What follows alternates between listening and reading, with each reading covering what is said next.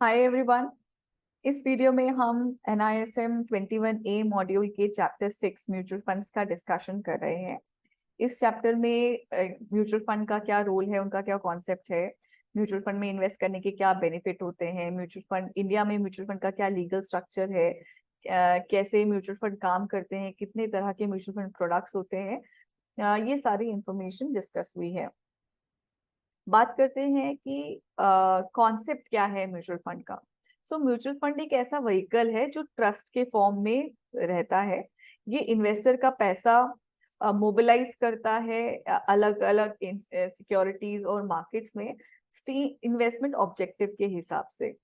अलग अलग इन्वेस्टर्स की अलग अलग प्रेफरेंसेस और नीड्स रहती है। ये अलग अलग तरह के इन्वेस्टर्स के अलग अलग नीड्स में बहुत तरह की स्कीम्स रहती है म्यूचुअल फंड की, उसके थ्रू उनको केटर करता है। जैसे हमने बोला कि क्लाइंट्स की अलग अलग प्रेफरेंसेस रहती हैं, तो म्यूचुअल फंड एक पूल ऑफ मनी जो होते हैं वो मोबिलाइज करते हैं, अलग अलग पूल ऑफ मनी मोबिलाइज करते हैं, जिनको म्यूचुअल फंड स्कीम कहा जाता है। ये पहले से अनाउंस इन्वेस्टमेंट ऑब्जेक्टिव होते हैं, उसके बेसिस पे सारी स्कीम्स रहती हैं। जो इन्वेस्टमेंट ऑब्जेक्टिव में डिफाइंड है उसके हिसाब से इन्वेस्टमेंट ऑब्जेक्टिव में स्पेसिफिकली डिफाइंड होता है कि इन्वेस्टमेंट यूनिवर्स क्या होगा, कि जैसे टाइप ऑफ सिक्योरिटीज क्या क्या हो सकती हैं उस इन्वेस्टमेंट्स में। इन्वेस्टर चूज कर सकते हैं कि उनको कौन सी स्कीम में अपना पैसा इन्वेस्ट करना है जो उनके इन्वेस्टमेंट ऑब्जेक्टिव और उनकी नीड को, उनके प्रेफरेंस को रिफ्लेक्ट करता है। जो पैसा इन्वेस्टर लगाते हैं म्यूचुअल फंड के थ्रू पोर्टफोलियो में, वो एज पर स्टेटेड ऑब्जेक्ट जो इन्वेस्टमेंट ऑब्जेक्टिव है उसके हिसाब से रहता है। तो जो भी प्रॉफिट और लॉस हो रहा है वो सारा इन्वेस्टर या यूनिट होल्डर्स का रहता है। अब देखते हैं कि म्यूचुअल फंड, भारत में म्यूचुअल फंड का लीगल स्ट्रक्चर कैसा है। सेबी म्यूचुअल फंड रेगुलेशन 1996 ने डिफाइन किया है कि म्यूचुअल फंड क्या होगा। इसमें कुछ की फीचर्स हैं, उसको हम डिफाइन कर सकते हैं। एक तो म्यूचुअल फंड एक ट्रस्ट की तरह इस्टेब्लिश होती है। ये किसी सेक्शन, पब्लिक के सेक्शन को या टोटली पब्लिक को यूनिट्स इशू करते हैं, सेल करते हैं और उससे पैसा रेज करते हैं। और ये जो यूनिट सेल कर रहे हैं वो एक या एक से ज्यादा स्कीम में कर सकते हैं। जो ये स्कीम्स हैं ये अलग अलग इंस्ट्रूमेंट्स में इन्वेस्ट करती हैं, जैसे मनी मार्केट इंस्ट्रूमेंट्स हैं या गोल्ड है, गोल्ड रिलेटेड इंस्ट्रूमेंट्स है, रियल एस्टेट एसेट्स है, अलग अलग एसेट क्लासेस में इन्वेस्ट करती हैं। सेबी ने म्यूचुअल फंड का लीगल स्ट्रक्चर स्टिपुलेट किया है इंडिया में कि कैसे ये कंस्टिट्यूट होंगे। Mutual fund as a trust constitute होता है और ये इंडियन ट्रस्ट एक्ट 1882 के हिसाब से गवर्न होता है। म्यूचुअल फंड एक या एक से ज्यादा स्पॉन्सर जो है उसको क्रिएट कर सकते हैं, जो एक्चुअली मेन पर्सन है इस म्यूचुअल फंड के बिजनेस के पीछे। हर ट्रस्ट की अपनी बेनिफिशियरी होती है। इस केस में बेनिफिशियरी जो है वो इन्वेस्टर्स हैं। जो ऑपरेशंस होते हैं म्यूचुअल फंड के, म्यूचुअल फंड ट्रस्ट के, वो ट्रस्ट डीड के हिसाब से ही गवर्न होते हैं, जो स्पॉन्सर्स और ट्रस्टीज के बीच में होता है ट्रस्टी। और सेबी ने ऐसे बहुत सारे क्लॉजेस डिफाइन किए हैं जो ट्रस्ट डीड का पार्ट होने चाहिए। जो ट्रस्ट है वो ट्रस्टीज के थ्रू ही एक्ट करता है, तो उनका रोल रहता है कि जो बेनिफिशियरीज हैं, जो इन्वेस्टर्स हैं, उनका इंटरेस्ट प्रोटेक्ट हो सके। जो फर्स्ट ट्रस्टीज हैं वो ट्रस्टी पे रहते हैं, लेकिन उसमें ये प्रिस्क्राइब किया है और प्रोसीजर भी लिखा होता है कि ट्रस्टीज को कैसे चेंज कर सकते हैं। ट्रस्टीशिप रोल को परफॉर्म करने के लिए या तो इंडिविजुअल अपॉइंट हो सकते हैं या कंपनी अपॉइंट हो सकती है। जब इंडिविजुअल अपॉइंट होते हैं ट्रस्टी रोल के लिए तो उनको ज्वाइंटली बोर्ड ऑफ ट्रस्टी बोलते हैं। तो अगर ट्रस्टी कंपनी अपॉइंट होती है थ्रू, वो बोर्ड ऑफ डायरेक्टर के थ्रू काम करती है। जो डे टू डे मैनेजमेंट है स्कीम्स की वो एसेट मैनेजमेंट कंपनी हैंडल करती है, और एसेट मैनेजमेंट कंपनी को स्पॉन्सर या ट्रस्टी अपॉइंट कर सकते हैं। Trustees investment management agreement AMCs के साथ एग्जीक्यूट कर सकती है ताकि वो उसकी रिस्पॉन्सिबिलिटीज उसमें उनकी रिस्पॉन्सिबिलिटी सेट होती है। वैसे तो एएमसी स्कीम्स को मैनेज करती है, लेकिन जो कस्टडी है उसके एसेट्स का, जो इन्वेस्टमेंट्स हैं जैसे सिक्योरिटीज है, गोल्ड रिलेटेड इंस्ट्रूमेंट है, रियल एस्टेट एसेट्स है, वो कस्टोडियन के साथ होती है जो ट्रस्टी अपॉइंट करते हैं। इन्वेस्टर्स अलग अलग स्कीम में इन्वेस्ट करते हैं। जो इन्वेस्टर्स के रिकॉर्ड है, उनकी जो यूनिट होल्डिंग है, वो एएमसी खुद भी मैनेज कर सकते हैं, लेकिन वो एक RTA, that is registrar and transfer agent भी अपॉइंट कर सकते हैं, जो अल्टीमेटली इन्वेस्टर के रिकॉर्ड मेंटेन कर रहे हैं। तो इस तरह से म्यूचुअल फंड का कॉन्स्टिट्यूशन है। अब देखते हैं इसमें काफी सारे डिपार्टमेंट होते हैं, जिसमें ऑर्गेनाइजेशन स्ट्रक्चर डिपार्टमेंट है, तो ये क्या क्या काम होता है। कंप्लायंस ऑफिसर का काम है कि सारा लीगल कंप्लायंस इंश्योर हो, कि सब सब कुछ कंप्लायंस के थ्रू हो रहा है। Compliance officer due diligence certificate sign करते हैं, उसमें इफेक्ट ये रहता है कि सारे रेगुलेशंस कंप्लाइड हैं, इस तरह का इफेक्ट रहता है। जो कंप्लायंस ऑफिसर हैं, उनकी इंडिपेंडेंस को इंश्योर करने के लिए कंप्लायंस ऑफिसर डायरेक्टली एएमसी के हेड को रिपोर्ट करते हैं।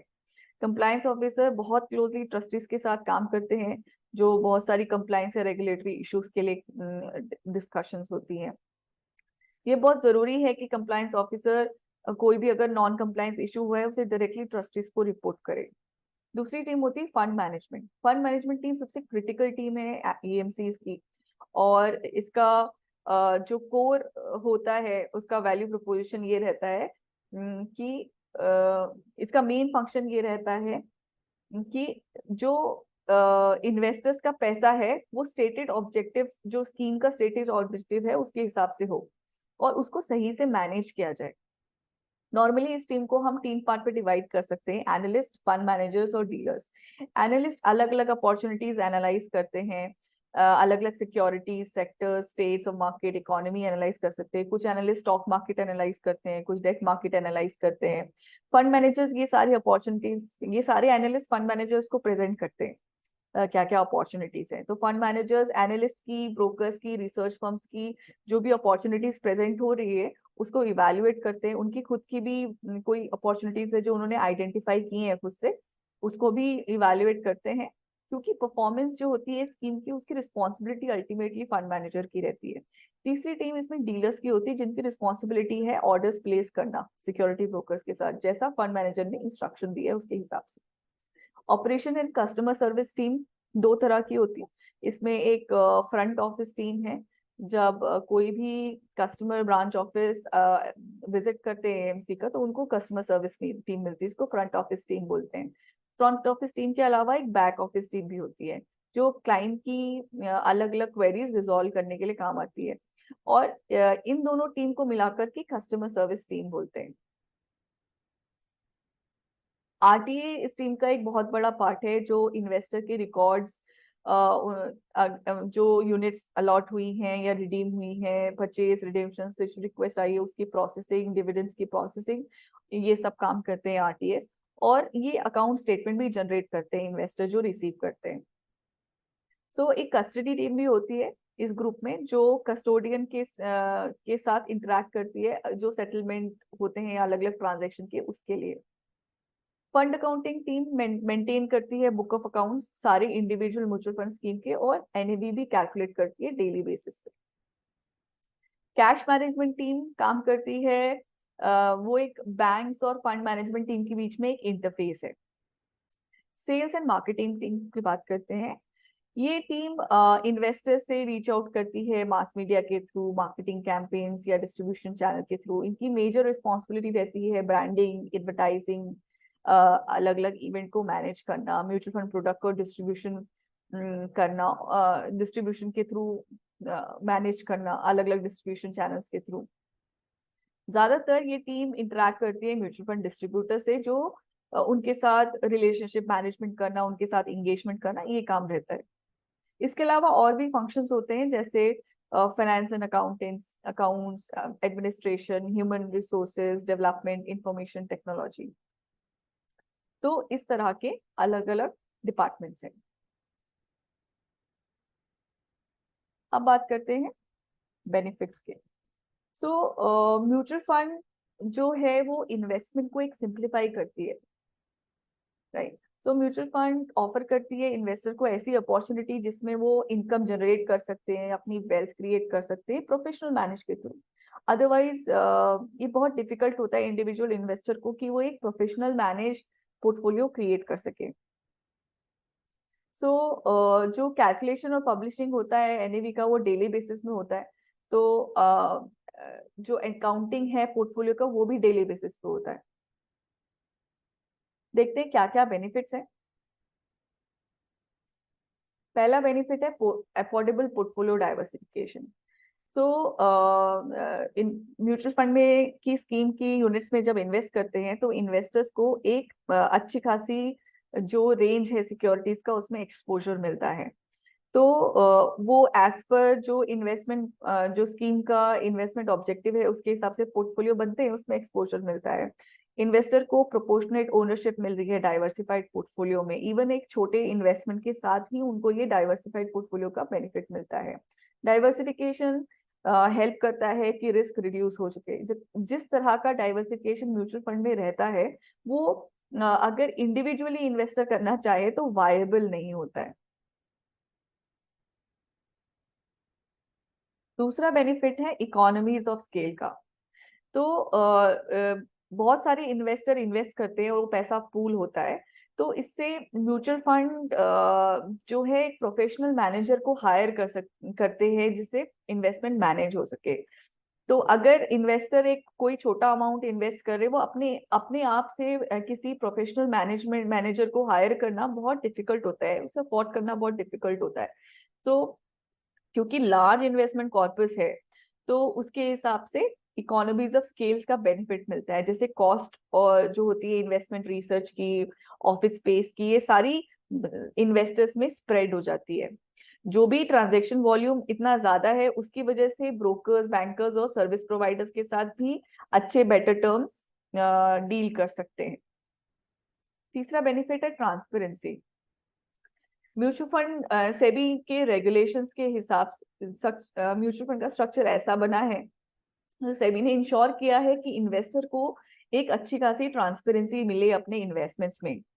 तो काफी सारे जगह पे इन्वेस्टर को इंफॉर्मेशन मिलता है, जैसे स्कीम रिलेटेड डॉक्यूमेंट्स है, स्कीम इंफॉर्मेशन डॉक्यूमेंट है, स्टेटमेंट ऑफ एडिशनल इंफॉर्मेशन है, की इंफॉर्मेशन मेमोरेंडम है, पोर्टफोलियो डिस्क्लोजर है और एनईवी है स्कीम का। इसके अलावा इन्वेस्टर को टैक्स बेनिफिट मिलता है। इक्विटी लिंक सेविंग स्कीम एक ऐसा म्यूचुअल फंड है जहां पे investor up to 1.5 lakh under section 80C of income tax अपना पैसा बचा सकते हैं इनकम टैक्स का। बहुत कन्वीनियंट भी होता है इन्वेस्ट करना इन्वेस्टर्स के लिए म्यूचुअल फंड के थ्रू। जो रेगुलेटर है security and exchange board of India SEBI, उन्होंने मैंडेट किया है कि स्ट्रिक्ट चेक्स रहे या बैलेंस उसमें जो म्यूचुअल फंड का स्ट्रक्चर है उनकी एक्टिविटीज में स्ट्रिक्ट चेक्स रहे, तो म्यूचुअल फंड इन्वेस्टर्स को इसका बेनिफिट मिलता है, तो उनको प्रोटेक्शन रहती है सेबी की। तो ये सारे बेनिफिट हैं म्यूचुअल फंड में इन्वेस्ट करने के। आगे बढ़ते हैं, देखते हैं कितने तरह के टाइप्स के म्यूचुअल फंड्स रहते हैं। सबसे पहले बात करते हैं बाई स्ट्रक्चर। बाई स्ट्रक्चर 3 तरह के म्यूचुअल फंड्स हैं, open ended schemes, close ended schemes और interval schemes. So open ended schemes क्या होती हैं? जब एनएफओ लॉन्च हो जाता है उसके बाद भी इन्वेस्टर एंट्री एग्जिट कर सकते हैं किसी भी स्कीम में। तो इसमें वो डायरेक्टली एएमसी के म्यूचुअल फंड के थ्रू ट्रांजैक्शन कर सकते हैं, उसको ओपन एंडेड स्कीम बोलते हैं। वो ओपन रहती है ट्रांजैक्शंस के लिए। इसके अलावा दूसरी स्कीम होती है जिसको क्लोज एंडेड बोलते हैं, जिसकी फिक्स मेच्योरिटी डेट होती है। एनएफओ पीरियड के बाद कुछ स्कीम्स क्लोज हो जाती है और वो मेच्योरिटी के बाद ही उसमें लिक्विडिटी रहती है। ऐसे में इन्वेस्टर्स एनएफओ के बाद उस पर्टिकुलर म्यूचुअल फंड स्कीम में इन्वेस्ट नहीं कर सकते। तो जब मेच्योरिटी आती है उस टाइम पे वो स्कीम वाउंड अप होती है, जो यूनिट्स होती है वो कैंसिल हो जाती है और पैसा इन्वेस्टर्स को रिटर्न हो जाता है। इंटरवल स्कीम होती है, कॉम्बिनेशन होती है क्लोज एंडेड और ओपन एंडेड स्कीम की। तो आप देखेंगे तो लार्जली तो क्लोज एंडेड स्कीम है, लेकिन बीच बीच में वो ओपन एंडेड बनती है। तो जो इंटरवल स्कीम है उसमें कब ओपन एंडेड बनती है, उस पीरियड को बोलते हैं ट्रांजैक्शन पीरियड। ये पीरियड मिनिमम 2 दिन का होता है, और 2 ट्रांजैक्शन पीरियड के बीच में जो टाइम होता है उसको इंटरवल पीरियड बोलते हैं, जो मैक्सिमम 15 दिन का हो सकता है। By management of portfolio, active और पैसिव फंड्स की तरह हम टाइप डिफाइन कर सकते हैं। जहां पे फंड मैनेजर के पास फ्लेक्सिबिलिटी होती है इन्वेस्टमेंट पोर्टफोलियो को मैनेज करने की एज पर इन्वेस्टमेंट ऑब्जेक्टिव, उसको एक्टिव पोर्टफोलियो बोलते हैं। इस पोर्टफोलियो में जनरली एक्सपेंसेस थोड़े से ज्यादा रहते हैं क्योंकि इसमें एक्टिव एलोकेशंस रहते हैं। इसमें इन्वेस्टर एक्सपेक्ट करते हैं कि मार्केट से बेटर रिटर्न उन्हें मिल सके। पैसिव फंड्स में इन्वेस्टमेंट जो होता है वो स्पेसिफाइड इंडेक्स के ऊपर होता है, जिसका जो परफॉर्मेंस है वो पर्टिकुलर फंड ट्रैक कर रहे हैं। सो जनरली परफॉर्मेंस जो होती है इन पैसिव फंड्स की वो पर्टिकुलर इंडेक्स को ही मिरर करती है, लेकिन इनकी इस तरह से डिजाइन नहीं किए गए हैं कि ये मार्केट से बेटर परफॉर्म कर सके। ऐसी स्कीम्स को जो इंडेक्स से को मिरर करती है उनको इंडेक्स स्कीम बोलते हैं। इसके अलावा बाय इन्वेस्टमेंट यूनिवर्स बहुत तरह के अलग अलग तरह के म्यूचुअल फंड रहते हैं, जैसे इक्विटी फंड रहते हैं, large cap, mid cap, small cap etcetera. Fix income रहेंगे, गवर्नमेंट सिक्योरिटी, कॉर्पोरेट डेट, अलग अलग मेच्योरिटी के हिसाब से अलग अलग रहते हैं। मनी मार्केट फंड्स जो जिनमें डेट इंस्ट्रूमेंट्स होते हैं जिनकी मेच्योरिटी 1 साल से या 1 साल से कम होती है। गोल्ड फंड्स, इंटरनेशनल फंड्स रहते हैं। तो इस तरह के types of mutual funds products है। अब बात करते हैं इन्वेस्टमेंट की प्रोसेस की। तो इन्वेस्टर जो एलिजिबल होते हैं म्यूचुअल फंड में इन्वेस्ट करने के लिए वो है resident individuals, NRIs, पीआईओज, foreign nationals, institutions और ट्रस्ट। एलिजिबल इन्वेस्टर को केवाईसी प्रोसीजर फॉलो करना पड़ता है जो सेबी ने प्रिस्क्राइब किया है, ताकि वो म्यूचुअल फंड में इन्वेस्ट कर सके। सारे इन्वेस्टर के पास मैंडेटरी है कि उनके पास पैन होना चाहिए। पैन मैंडेटरी है म्यूचुअल फंड में इन्वेस्ट करने के लिए। एक केस होता है जिसमें पैन मैंडेटरी नहीं होता है, जहां पे इंडिविजुअल इन्वेस्टर का लमसम या सिस्टमैटिक इन्वेस्टमेंट प्लान का जो टोटल अमाउंट है वो 50,000 से ज्यादा नहीं है पर एनम पर म्यूचुअल फंड। उस केस में एक्सेप्शन है पैन का।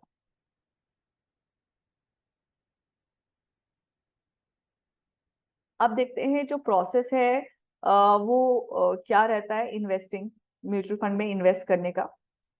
सो म्यूचुअल फंड जब पहली बार अपना स्कीम लॉन्च करता है उसको एनएफओ पीरियड, एनएफओ बोलते हैं। और एनएफओ में एनएफओ पीरियड जनरली 15 दिन के लिए ओपन रहता है। तो इन्वेस्टर उस टाइम पे अपनी एप्लीकेशन दे सकते हैं। जो पेमेंट है यूनिट्स का, वो सिर्फ अप्रूव्ड पेमेंट मोड के थ्रू ही हो सकता है, जैसे जो ऑफर डॉक्यूमेंट में मेंशन है, जैसे चेक है, ऑनलाइन पेमेंट है, वाया इंटरनेट बैंकिंग या आसपा के through. Investors open ended fund में एनएफओ पीरियड के बाद भी इन्वेस्ट कर सकते हैं। तो जो ऑनगोइंग बेसिस पे ओपन एंडेड फंड का जो सेल होती है यूनिट्स को, उसको कंटिन्यूअस ऑफर बोलते हैं। जो प्राइस है यूनिट्स का कंटिन्यूअस ऑफर में वो एनएवी पे डिपेंड करता है, जो एवरी डे डिक्लेयर होती है, एवरी बिजनेस डे डिक्लेयर होती है म्यूचुअल फंड के थ्रू। जो क्लोज एंडेड म्यूचुअल फंड है उनकी जो यूनिट्स हैं वो मैंडेटरीली स्टॉक एक्सचेंज में लिस्टेड होती है। सो परचेज और रिडिम्पशन दोनों क्लोज एंडेड फंड्स का और ओपन एंडेड फंड का चैनल के थ्रू करा जा सकता है। रिडिम्पशंस कैसे होता है? जो इन्वेस्टमेंट ओपन एंडेड फंड में इन्वेस्टेड हुए हैं उनका रिडिम्पशन कभी भी करंटली जो करंट एनएवी है एप्लीकेबल उसके हिसाब से कर सकते हैं। जो लेकिन क्लोज एंडेड फंड है वो तभी रिडीम कर सकते हैं जब फंड मैच्योर होता है। अल्टरनेटिवली लेकिन स्टॉक एक्सचेंज में भी लिस्ट कर सकते हैं और वहां के थ्रू सेल कर सकते हैं। जो क्लोज एंडेड फंड है उसमें यूनिट्स ऑलरेडी लिस्टेड रहती है, तो वहां पे भी जो क्लाइंट्स हैं वो जो इन्वेस्टर्स हैं वो सेल कर सकते हैं। अलग अलग तरह के सिस्टमैटिक ट्रांजेक्शन्स होते हैं, जैसे SIP, systematic investment plan, withdrawal plan या सिस्टमैटिक ट्रांसफर प्लान। अगर पैसा लगाना है एक सेम अमाउंट का अलग अलग टाइम पीरियड के में, तो उसमें सिस्टमैटिक इन्वेस्टमेंट प्लान। जब हमें पैसा बन गया है, हमें धीरे धीरे सिस्टमैटिकली विड्रॉ करना है, उसमें सिस्टमैटिक विड्रॉल प्लान यूज कर सकते हैं। और जब एक स्कीम से हमें दूसरी स्कीम में ट्रांसफर करना होता है, सिस्टमैटिक ट्रांसफर प्लान यूज कर सकते हैं। तो डिटेल्स स्पेसिफाइड करनी पड़ती हैं ये सारी ट्रांजेक्शन्स के लिए, कि क्या टाइप टाइप है, परचेज है कि रिडिम्पशन है कि ट्रांसफर है, कितने टाइम के लिए करेंगे, मे बी 1 साल के लिए करेंगे, 5 साल के लिए करेंगे, क्या टाइम के लिए करेंगे, क्या पीरियोडिसिटी होगी उस ट्रांजेक्शन की, उसकी फ्रीक्वेंसी क्या रहेगी, मंथली रहेगी, क्वार्टरली रहेगी कि हाफ ईयरली रहेगी, क्या डे होगा ट्रांजेक्शन का, किस मंथ के किस डे पे वो ट्रांजेक्शन जाएगी, और कितना अमाउंट होगा उस ट्रांजेक्शन। ये सारा स्पेसिफाई करना होता है सिस्टमैटिक ट्रांजेक्शंस की। सेबी रेगुलेशंस देखते हैं। सेबी जो security exchange board of India है, वो प्राइमरी रेगुलेटर है म्यूचुअल फंड का इंडिया में। जो एंटिटीज सेबी के साथ रजिस्टर्ड हैं under SEBI mutual fund regulation 1996, वो ही सिर्फ इस म्यूचुअल फंड बिजनेस को कंडक्ट कर सकती हैं। काफी सारे फीचर्स होते हैं म्यूचुअल फंड रेगुलेशन के।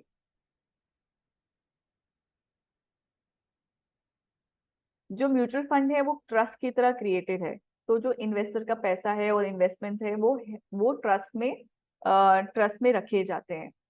ट्रस्ट में ट्रस्टीज होते हैं जो रिस्पॉन्सिबल हैं कि जो फंड मैनेजर मैनेज कर रहे हैं इन्वेस्टर का पैसा, वो उन इन्वेस्टर के इंटरेस्ट के हिसाब से करें, और जो स्टेटेड ऑब्जेक्टिव है और रेगुलेशन है उसके हिसाब से करें। तो इन्वेस्टर का पैसा इंडिपेंडेंटली अलग से हेल्ड होता है, और ऐसा नहीं है कि EMC की बैलेंस शीट में रहता है। जो ट्रैक रिकॉर्ड है और कैपिटल है प्रमोटर्स का, AMC के प्रमोटर्स का, उसमें रोल और रिस्पॉन्सिबिलिटी ट्रस्टीज की वो रहनी चाहिए, और AMC ने ये रेगुलेशंस डिफाइन होनी चाहिए। म्यूचुअल फंड स्कीम्स जो हैं वो SEBI के अप्रूवल के पहले पब्लिक को अपनी यूनिट्स ऑफर नहीं कर सकते। इवन ट्रस्टीज के अप्रूवल के पहले वो पब्लिक को अपनी स्कीम्स ऑफर नहीं कर सकते। तो अलग अलग तरह के एक्सपेंसेस होते हैं म्यूचुअल फंड में, जो स्कीम में चार्ज होते हैं, उनकी लिमिट्स, उन एक्सपेंसेस की लिमिट्स सेबी रेगुलेशंस में डिफाइंड है। सेबी रेगुलेशन में जो भी रिपोर्टिंग होती है फंड परफॉर्मेंस की या इन्वेस्टमेंट डिटेल्स की जो इन्वेस्टर को जाती है, वो भी प्रिस्क्राइब्ड है। AMC को पीरियोडिक रिपोर्ट्स और डिस्क्लोजर सेबी को करने पड़ते हैं, और ट्रस्टी ना सिर्फ सेबी को बल्कि जो ट्रस्टीज हैं बोर्ड के और जो डायरेक्टर्स हैं AMCs के, उनको भी डिस्क्लोजर, पीरियोडिक डिस्क्लोजर करने होते हैं। फैक्ट शीट के बारे में बात करते हैं। ये एक बहुत ही पॉपुलर डॉक्यूमेंट है जो म्यूचुअल फंड में यूज होता है, मंथली फैक्ट शीट जिसको बोलते हैं, मंथली फंड फैक्ट शीट बोलते हैं। ये investors, fund distributors, fund rating agencies, research analyst, media और कोई जो इंफॉर्मेशन एक्सेस करना चाहते हैं अलग अलग स्कीम्स की म्यूचुअल फंड की, वो इस डॉक्यूमेंट को यूज कर सकते हैं। वैसे तो ये कोई रेगुलेटरी रिक्वायरमेंट नहीं है कि मंथली फैक्ट शीट आए, लेकिन इसकी प्रैक्टिस रही है कि फंड हाउसेस ये मंथली पब्लिश करते हैं वॉलंटरी बेसिस में। ये एक मार्केटिंग और इंफॉर्मेशन डॉक्यूमेंट है, तो जो सेबी के रेगुलेशन है डिस्क्लोजर के, वो इसके लिए एप्लीकेबल रहते हैं। नेट एसेट वैल्यू की बात करते हैं। सो म्यूचुअल फंड इन्वेस्टर तो यूनिट होल्डर है। इन्वेस्टमेंट जो होती है वो कितनी नंबर ऑफ यूनिट्स एक इन्वेस्टर होल्ड कर रहे हैं उनके हिसाब से होती है, तो हर यूनिट की एक वैल्यूएशन होती है। म्यूचुअल फंड को ये वैल्यू कैलकुलेट करनी होती है और डिक्लेयर करनी होती है करंट मार्केट वैल्यू के हिसाब से हर दिन। तो किसे कैसे वो कैलकुलेट करते हैं?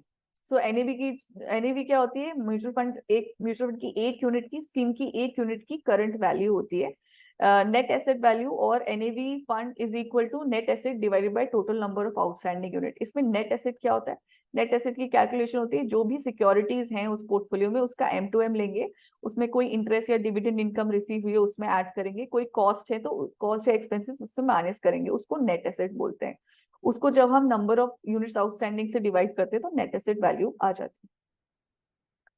टोटल एक्सपेंस रेशियो की बात करते हैं। हर तरह के सारे तरह के जो एक्सपेंस एएमसी इनकर करती है वो क्लियरली आइडेंटिफाइड है और अप्रोप्रिएटेड है म्यूचुअल फंड स्कीम्स में। सबसे इंपॉर्टेंट एक्सपेंस होता है इन्वेस्टमेंट एंड एडवाइजरी फीस जो स्कीम पे चार्ज होती है एएमसी के थ्रू।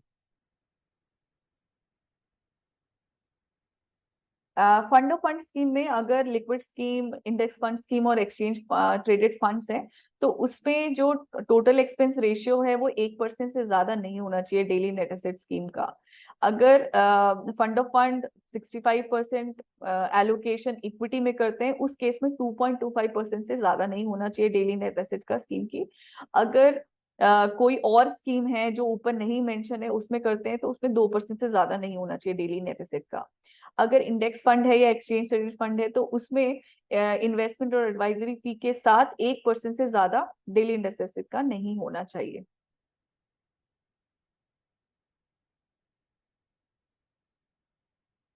जो ओपन एंडेड फंड है, पहले हमने फंड ऑफ फंड या इंडेक्स फंड की बात करी, उनको छोड़ करके जो ओपन एंडेड फंड है उनका टोटल एक्सपेंस रेशियो इस तरह से डिसाइड होता है।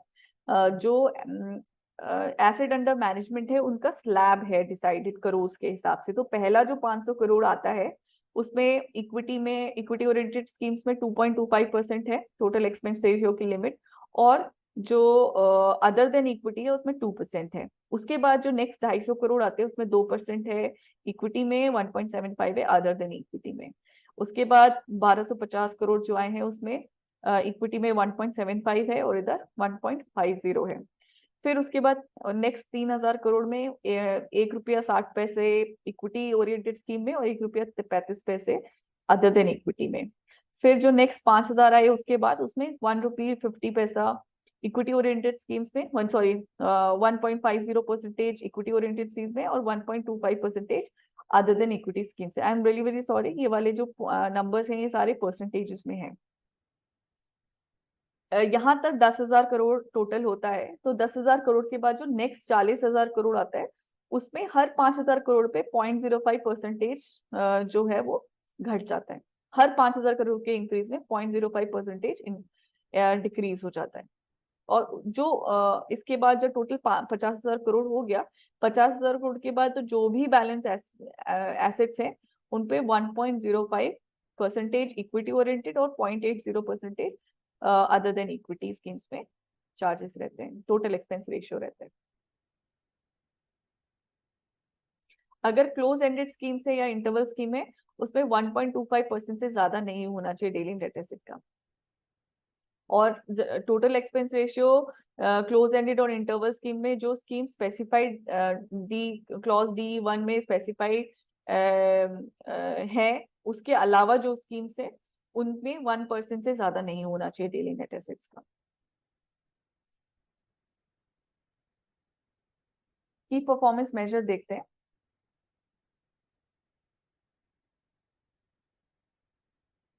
एडवर्टाइजमेंट गाइडलाइंस जो म्यूचुअल फंड की हैं जो सेबी ने प्रिस्क्राइब करी हैं, तो जो परफॉर्मेंस है म्यूचुअल फंड स्कीम की वो डिस्क्लोज एक स्पेसिफिक फॉर्मेट के हिसाब से ही हो सकती है। इसमें सेबी ने स्टैब्लिश करी है कि जो म्यूचुअल फंड 5 साल से 3 साल से ज्यादा है एग्जिस्टेंस में, उन्होंने अपनी परफॉर्मेंस 1 साल, 3 साल, 5 साल CAGR टर्म्स में और सिंस इंसेप्शन 1 साल, 3 साल, 5 साल सिंस इंसेप्शन CAGR के टर्म्स में ये परफॉर्मेंस होनी चाहिए अलॉन्ग विथ उनके रिस्पेक्टिव बेंचमार्क। इसमें 10,000 रुपए का पॉइंट टू पॉइंट रिटर्न भी, 10,000 रुपए की स्टैंडर्ड इन्वेस्टमेंट में पॉइंट टू पॉइंट रिटर्न भी शो होना चाहिए। जो मनी मार्केट फंड है या कैश लिक्विड स्कीम है उसमें परफॉर्मेंस जो होते है वो सिंपल एनुअलाइज यील्ड होती है एटलीस्ट 7 दिन, 15 दिन और 30 दिन की। और इस तरह का पिक्चर नहीं होना चाहिए परफॉर्मेंस में कि कोई अनरियलिस्टिक या मिसलीडिंग पिक्चर परफॉर्मेंस दे रहे हैं। जो रिस्क पैरामीटर्स हैं उसमें ये डिटेल्स रहती हैं वेरिएंस की, standard deviation, beta, tracking errors की। इसके अलावा जो फैक्ट शीट म्यूचुअल फंड में रहती है उसमें भी परफॉर्मेंस मेजर डिस्क्लोज होते हैं, जैसे Sharpe ratio, trainer ratio, information ratio, alpha, tracking error अगर इंडेक्स फंड है तो ये सारे की परफॉर्मेंस मेजर रहते हैं। Thank you so much for watching this video. Thank you everyone.